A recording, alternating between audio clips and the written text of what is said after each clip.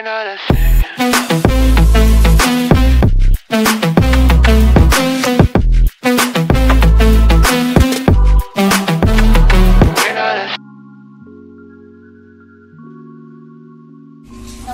मी मंदा ठरवसेमध्ये तुम्हा सर्वांचं स्वागत आणि मंदाच्या टिफिन सर्व्हिस मध्येही स्वागत बरं का. आज मी करणार आहे कारल्याची चटणी. बऱ्याच लोकांना शॉर्ट्स व्हिडिओ मध्ये मी जे काय करते ना ते कळत नाही, पण मी तरी काय करू सांगा. शॉर्ट व्हिडिओ बघतात, मोठे व्हिडिओ बघायला एवढा वेळ नसतो कोणाला. तर तुम्हाला माझी मोठी व्हिडिओ बघायचा असेल, शॉर्ट्स व्हिडिओ मध्ये कळत नसेल, तर आजपासून माझे मोठे व्हिडिओ बघायला तुम्हाला आवडेल का हे मला कमेंट्स करून सांगा. तर चला आपण करणार आहे आज कडू कारल्याची गोड चटणी. आता सर्वात प्रथम बघा, प्रथम हे बघा, मी हे कारले घेतलेले आहेत. असे बारीक बारीक कारले घ्या, बारीक नसेल मोठेही चालतात. तर मी बघा हे 300 ग्राम कारले घेतलेले आहेत. आता 300 ग्राम कारल्याची गोड चटणी कशी करायची ते तुम्हाला मी दाखवते. आता या कारल्याला आपण पहिल्यांदा कापून घ्यायचं असं. याची वरची ज्या शिरा आहेत ना या काढायच्या नाहीत आपण. हे बघा, हे असं बिया वगैरे काहीच काढायच्या नाही, हे असे कापून घ्यायचे. बघा असे बारीक बारीक सर्व कारले कापून घ्यायचे. हे बघा, हे असे कारले कापून घ्यायचे. आता हे मी पूर्ण कारले सर्व कापून घेते आणि मग मी तुम्हाला दाखवते पुढे काय करायचं. आता बघा, हे अशा प्रकारे आपण कारली कापून घेतलेली आहेत. आपण म्हणजे मी कापलेली आहे, तुम्ही बघायचं काम करा. हे बघा, हे अशी. आता ह्याच्यामध्ये जास्त काही नाही, फक्त आपण आता ह्याच्यामध्ये ज्वारीचं पीठ टाकायचं, कारण कारलं कडू असतं ना. ज्वारीचं पीठ टाकून घ्यायचं. बघा 2 ते 3 चमचे. 300 ग्राम कारला आहे ना, तर 2 ते 3 चमचे आपण ह्याच्यामध्ये ज्वारीचं पीठ टाकायचं आणि असं हे हलवून घ्यायचं. लगेच आपण त्याच्यावरती मीठ टाकायचं 1 चमचा.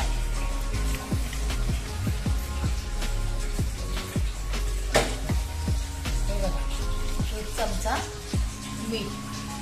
ज्वारीचं पीठ आणि मीठ इतकंच लावून ह्याला ठेवायचं. मीठ लावल्याच्या नंतर मग ह्याला आपण असं मिक्स करून घ्यायचं. ही भाजी आहे ना, तुम्हाला मी सांगते बघा, कारलं म्हटलं की बऱ्याच जणांना कसं माहितीये का, कडू म्हटल्यामुळे कोणी खात नाही. पण ही अशी चटणी जर करून खाल ना, न खाणारे सुद्धा कारले खातील बघा. आणि जास्त करून कसं माहितीये का, डायबिटीज ज्यांना असतो, शुगरचा प्रॉब्लेम असतो त्यांनी तर कारलं असं खावंच. पण बिचारे ते रोज तरी किती खाणार हो कडू. तर थोडासा कसं माहितीये का, थोडंसं चेंज करून ही अशी भाजी करून खायची. आता याच्यामध्ये मी नंतर आहे ना गुळ पण टाकणार आहे. पण गुळ पण कसा माहितीये का, आपल्या शरीराला हानिकारक नसतं. साखर हानिकारक असते पण गुळ नसतो. म्हणून मी काय करणार माहितीये का, ह्याच्यामध्ये गुळही टाकणार आहे. तर कसं करायचं ना, हे तुम्हाला मी test to bottom A to Z सर्व सांगून देते. फक्त तुम्हाला बघायचं आहे. आता बघा, हे असंच ठेवायचं जोपर्यंत कारल्याला थोडंसं असं नरम पडत नाही, कारल्याला थोडंसं पाणी सुटत नाही, तोपर्यंत हे असंच ठेवायचं. तोपर्यंत बाकीची नंतर तयारी करून घे. आता कारल्याच्या हिशोबाने आपण कांदे घ्यायचे. आता माझ्याकडे कसे 300 ग्राम मी कारल्याची भाजी करणार आहे, म्हणजे चटणी करणार आहे ना. तर हे 4 कांदे घ्यायचे बघा, एवढे मीडियम साईजचे. हे 4 कांदे आपण बारीक कापून घ्यायचे. मसाल्यामध्ये बघा तुम्हाला दाखवते, जास्त काही घेणार नाही मी ह्याच्यामध्ये. फक्त आपल्याला हळद लागणार आहे आणि धण्याची पावडर, बाकी काही नाही. आणि इथे हे मीठ आणि फक्त थोडासा गूळ लागणार आहे. माझ्या प्रत्येक रेसिपीमध्ये आहे ना, मी तुम्हाला एक माझं सांगते खासियत, मी कुठल्याही रेसिपीमध्ये ना जास्त मसाले घालत नाही. मसाले घातल्याने काय होतं, काहीच फरक पडत नाही. फक्त आपलं दाखवायचं, हे टाकायचं ते टाकायचं. खरी चव असते ना आपल्या हातामध्ये असते. आपण हाताने मनापासून स्वयंपाक केला ना, तुम्ही कसाही स्वयंपाक करा तो छानच होणार. हे माझं म्हणणं आहे, तुम्हीही करून बघा, तसंच होणार. मसाला जास्त टाकल्याने काय होतं, फक्त आपल्याला त्याच्यामध्ये जास्त मसाला टाकायचे. हे तुम्ही फक्त बघा, माझ्या मसाल्यामध्ये फक्त रोजच्या मसाल्यामध्ये मी तुम्हाला आज सर्वच दाखवणार आहे. फक्त मी हळद, धण्याची पावडर, लाल मिरची पावडर, एखाद्या वेळेस घाटी मसाला असतो तो टाकते भाजीच्या हिशोबाने, आणि हा गरम मसाला. बाकी काही वापरत नाही मी. तुम्हाला आवडत नसेल मसाला तर तुम्ही हेच वापरायचा. जास्त काय वापरायचं माहितीये का, फक्त धण्याची पावडर जास्त वापरायची कुठल्याही रेसिपीला. तुमची भाजी एकदम छानच होणार.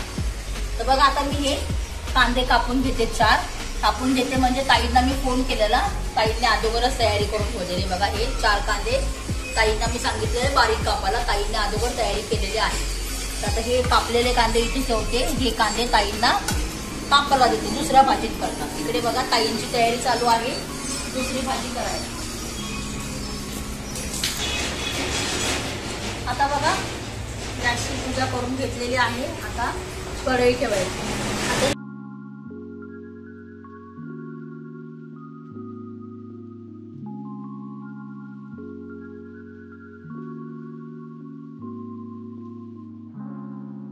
कढई ठेवलेली आहे गॅसवरती.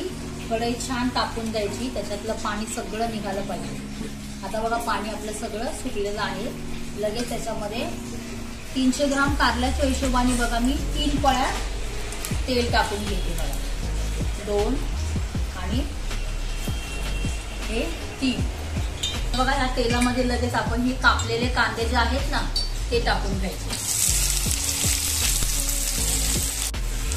आता हे कांदे भाजेपर्यंत ना, हे चांगले भाजेपर्यंत इथे मी तुम्हाला कारलं दाखवते. बघा मगाशी मी ज्वारीचं पीठ आणि मीठ टाकताना हे कसे सळसळीत होते बघा. आता बघा ह्याला थोडंसं पाणी सुटलेलं आहे. बघा हे बघा कसे चिकट झालेले आहे. तर आता हे चोळून धुवून घ्यायचे. जर कसे धुवायचे ते तुम्हाला मी दाखवते. चला हे बघा आता हे पहिल्यांदा हे थोडंसं नरम झालेलं आहे बघा. म्हणजे ह्याला पाणी सुटायची वेळ आलेली आहे. तर आपण काय करायचं, ह्याच्यामध्येच आपण हे असं करून द्यायचं, स्मॅश करून द्यायचं पूर्ण. आता बघा हे चांगलं मी चोळून घेतलेलं आहे मीठ आणि ज्वारीचं पीठ. आता ह्याला आपण धुवून घ्यायचं. कोणाकडे अशी जाळी नसेल तर पातेल्यामध्ये जोपर्यंत ह्याचा खारटपणा जात नाही तोपर्यंत ह्याला धुवून घ्यायचं. म्हणजे 3 पाण्याने घ्या, 4 पाण्याने घ्या. तर तुम्हाला सांगण्याचा उद्देश म्हणजे जोपर्यंत खारटपणा जात नाही तोपर्यंत ह्याला चांगलं धुवून घ्यायचं. बघा आता मी तर काही प्रश्न येत नाही, मी जाळीमध्ये धुते, त्याच्यामुळे तसं मी धुतच राहणार आहे. पण कोणाकडे अशी जाळी नसेल ना तर त्यांनी मात्र पातेल्यामध्ये 3, 4, 5, 6 पाण्याने धुवून घ्यायचं.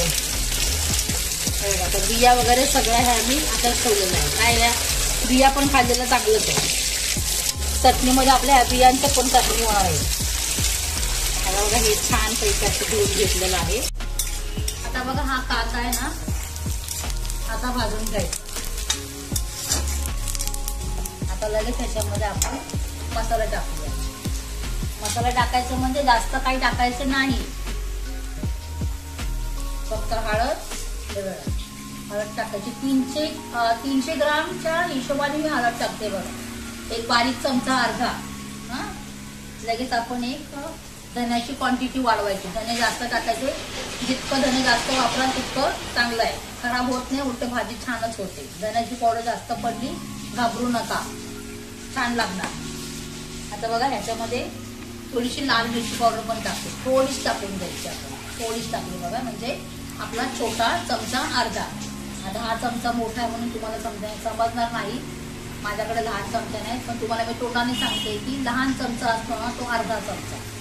300 ग्राम कारल्याचा हिशोब सांगते मी. आता बघा याच्यामध्ये फक्त हळद, लाल मिरची पावडर आणि धन्याची पावडर हे टाकून घेतलं की पुन्हा हलवून द्या. आता बघा मसाले कांदे वगैरे सगळे भाजून झाल्याच्या नंतर आपण हे धुतलेले कारले जे आहेत ना कापून, जे काय मसाले नाही तर ज्वारीचं पीठ आणि मीठ लावून जे ठेवलेले कारले आहेत ना नंतर धुतले आणि मग ह्याच्यामध्ये आपण हे काप आहेत ना कारल्याचे हे टाकून द्यायचे.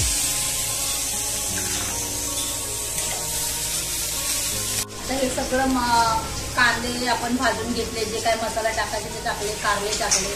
नंतर आली मिठाची वेळ. आता मीठ आपल्याला चवीनुसारच टाकायचं, जास्त टाकायचं नाही. कमी पडलं टाकून खाता येतं, जास्त पडलं तर भाजी टाकून द्यावी लागेल. म्हणून चवीप्रमाणेच मीठ टाका. कमीच टाकत जाऊ आपण, जास्त टाकत जाऊ नका, नंतर आपण घेऊन खाता येतं. आता हे सर्व हलवून आहे ना घेतल्याच्या नंतर बघा गॅस खूप बारीक करायचा, इतका स्लो करायचा आणि हे झाकून ठेवायचं. आता हे हलवून झालं. गॅस बघा किती बारीक केलेला आहे तुम्ही, खूप म्हणजे खूपच बारीक ठेवायचा आणि त्याच्यावरती हे असं झाकण पूर्ण झाकून लावून ठेवायचं. 5 मिनिटांनी झाकण काढून घ्यायचं बघा. पुन्हा असं हलवून घ्यायचं. असं ह्याला 5-5 मिनिटाला सारखं आपण झाकण काढून घ्यायचं, हलवून घ्यायचं. का तर माहितीये का, खाली लागू नये म्हणून. आता बघा मी एकाच वेळा झाकण काढलेलं आहे, म्हणजे झाकण लावून थोडंसं 5 मिनिटं वाफवून मग नंतर परत झाकण काढून आता ह्याच्यामध्ये मी थोडासा गूळ टाकते. बघा 300 ग्राम हिशोबाच्या, कारल्याच्या हिशोबाच्या मानाने बघा हे 1 चमचा गुळाचा किस घ्या. बघा हा टाकून घ्यायचा. कळलं? गूळ पण छानच खायचा. गूळ काय हानिकारक नसतो, साखर हानिकारक असते, गूळ नसतो. आता गूळ टाकला आपण ह्याच्यामध्ये, लगेच आपण हे हलवून पुन्हा आपण हे झाकण लावून घ्यायचं. त्या कारल्याला मधून मधून सारखं आहे ना, असं काढून आहे ना सारखं चेक करत राहायचं. आता तेवढा वेळ मी सांगू शकत नाही तुमची कारले कधी शिजतील ते, पण सारखं असं मधून आपलं गॅस बारीक करून आहे ना त्याला सारखं असं चेक करायचं, सारखं असं चेक करायचं. आता बघा मी हे बघितलं, आता पुन्हा मी हे झाकण लावतो. आता आपण पुन्हा झाकण काढायचं आणि बघायचं. आता ह्याची वेगळी प्रोसेस आहे बघा. 2 वेळा मी हे झाकण लावून वाफवून घेतलेलं आहे. कोणाला कळत नसेल, वाफत डायरेक्ट 15 ते 10-15 मिनिटं वाफवून ठेवायची नाही, मध्ये आधी चेक करायची. नाहीतर काय होतं माझ्याला, खालची भाजी तुमची लागून जाईल, करपून जाईल. म्हणून आपलं असं मध्ये झाकण काढून बघायचं. ही कारल्याची भाजी खूप छान लागते बरं का ही खायला. आता बघा ही वाफवून झालेली 2-3 वेळेस. आता हिला आपण अशी हे पूर्ण ठोकून घ्यायचं. उलटण्यानंच करायचं, थोडासा आवाज होतो. आपण ह्याच्यामध्ये असं त्याची चटणी करायची. आता मी असं हे पूर्ण ठोकून घेते. आता बघा ही शेवटची स्टेप आहे. ह्या भाजीला माहितीये का, करायला काही अवघड नाहीये, फक्त हिला ना हा जो प्रकार आहे ना हा जास्त करावा लागतो. कळलं का? जोपर्यंत ह्याची चटणी होत नाही आणि लगेच करायचं नाही, असं झाकण ठेवायचं 2-1 मिनिटं, झाकण ठेवायचं, परत काढायचं आणि मग परत झाकण उघडल्यावरती म्हणजे असं करत जायचं जोपर्यंत ह्याची चटणी होत नाही तोपर्यंत. बाकी भाजी खूप सोपी आहे.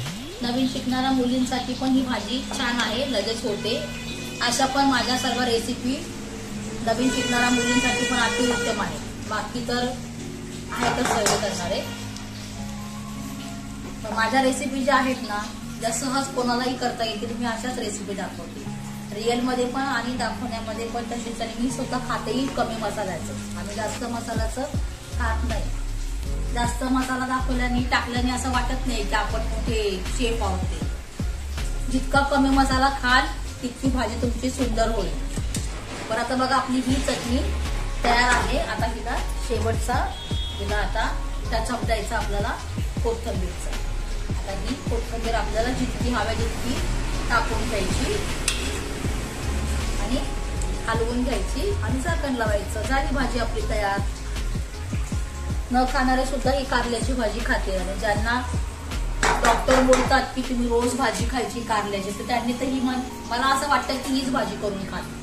म्हणजे कसं रोज त्यांनाही कंटाळा येतो ना खायला भाजी कडू कारल्याची. म्हणजे अशी करून खाल्ली तर खूप छान. बरं तर बघा ही आपली चटणी झालेली आहे तयार कारल्याची. कशी वाटली ते मला कमेंट्स करून सांगा. आणि माझा व्हिडिओही कसा वाटला तेही सांगा. आणि रोजचं तुम्हाला मला व्हिडिओमध्ये बघायला आवडेल का शॉर्ट्समध्ये आवडेल तेही सांगा. तोपर्यंत नमस्कार.